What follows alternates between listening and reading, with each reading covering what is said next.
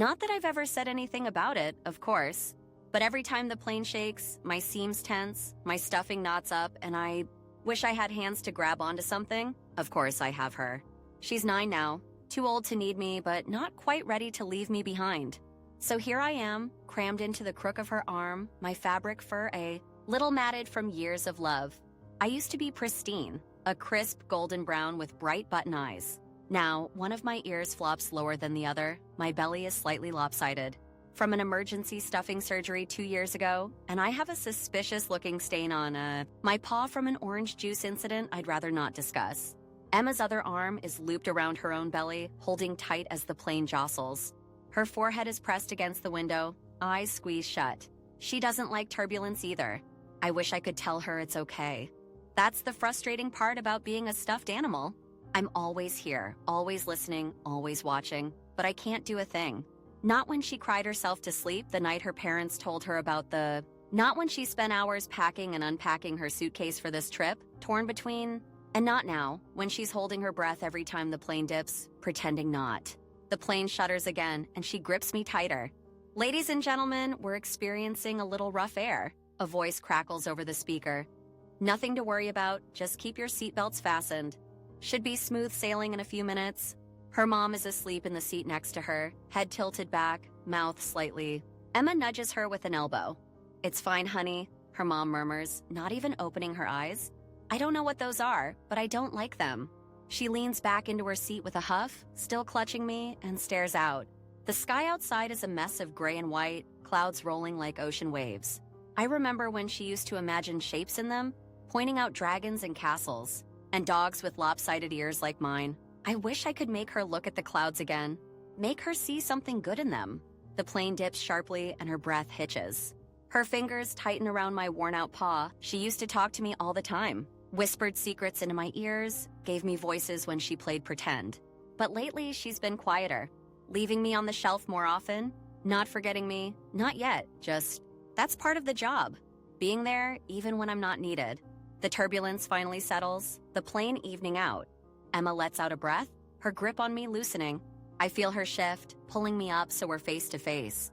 Her forehead creases like she's thinking hard.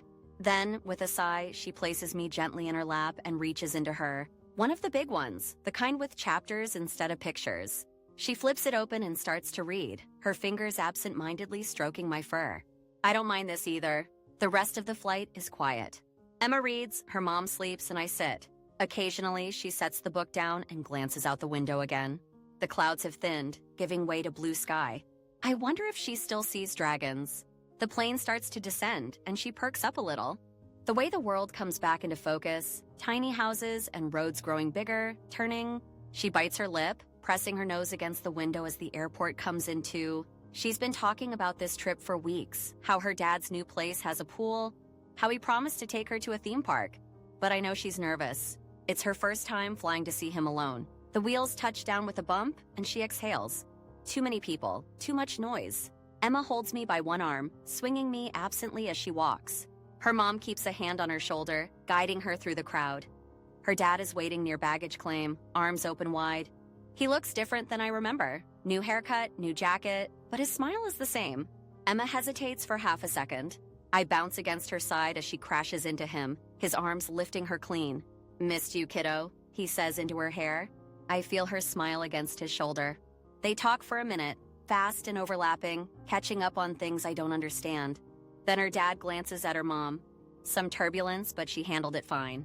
Emma glances down at me. I'd like to think I helped. Her dad reaches for her suitcase.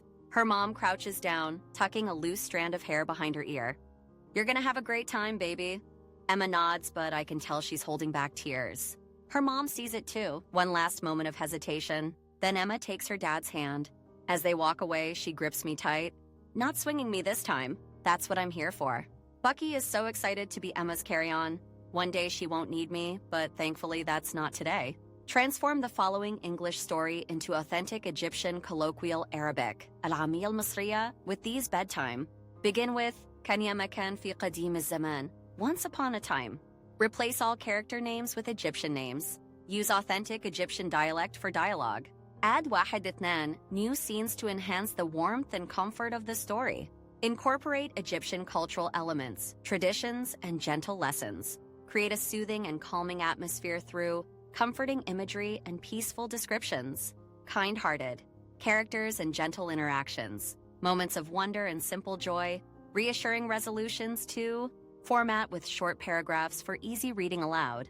End with a gentle conclusion or morale, perhaps using وَنَامَتِ الْعُيُونِ وَهَدَأَتِ الْقُلُوبِ, and eyes closed as hearts found peace. Important. Provide only the final story. Do not include any notes, scene markers, or instructions within the story. The output should contain exclusively what the storyteller will read aloud.